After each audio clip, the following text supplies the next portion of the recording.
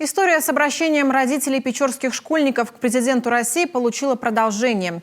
Ситуацию сегодня прокомментировала министр образования Коми. Наталья Якимова отметила, переводить детей в школу, которая подлежит капитальному ремонту, никто не собирается, пока не будет получена информация о безопасности здания.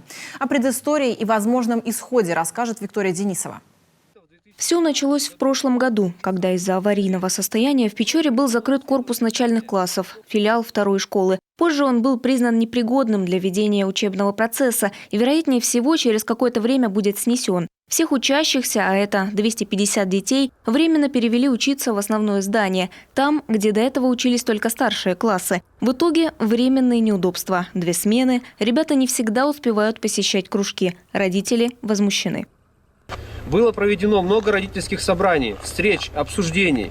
В итоге администрация района решила восстановить часть здания другой школы, школу номер 4, которая была закрыта в 2019 году тоже в связи с аварийным состоянием.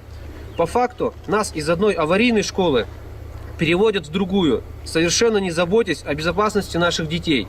Родители обратились к президенту. Они потребовали провести капитальный ремонт 4-й школы, прежде чем их детей туда переведут. Кроме того, заявили, в городе нужно построить еще как минимум 2 учебных заведения в 2 разных частях города. Президент, судя по всему, печорцев услышал. Накануне ситуацию прокомментировал министр просвещения России Сергей Кравцов. Печора – город уникальный с точки зрения географии. Он вытянутой формы, поэтому в идеале здесь на самом деле нужны 2 школы. Одна в железнодорожной части. Место для стройки, к слову, там уже есть, дело за проектно-сметной документацией. И самое главное – поиском средств. Другая школа нужна в речной части Печоры. Здесь сложнее. Подходящего земельного участка для строительства нет. Единственный выход – капремонт уже существующих зданий. Как вариант той самой 4-й школы. Как показала экспертиза, строение можно использовать. Нужно только усилить конструкцию, установить ограждение, создать безопасные условия по всем стандартам. На современном этапе проведены все мероприятия, обеспечивающие безопасность обучения учеников, проведен косметический ремонт.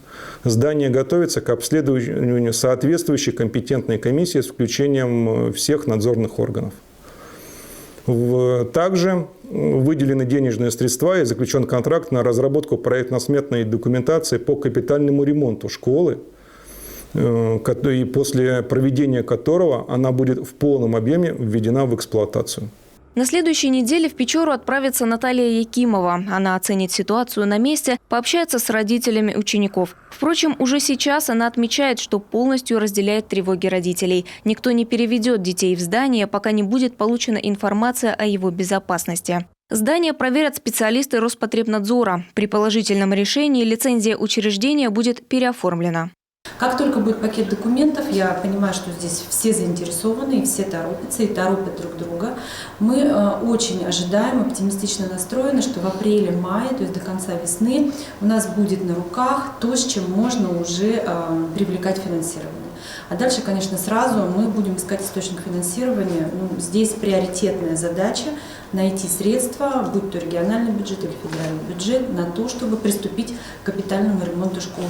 На капитальный ремонт 4-й школы по предварительной оценке нужно около 100 миллионов рублей. Впрочем, в данном случае средства будут найдены. Вопрос приоритетный. Правительство держит на контроле, муниципалитет держит на контроле. Депутаты тоже в интересах наших жителей будут этот вопрос держать на контроле. В связи с этим я очень сильно надеюсь на положительное решение этого вопроса. При этом Минобрнауки Коми может предусмотреть и строительство нового здания школы по республиканской программе.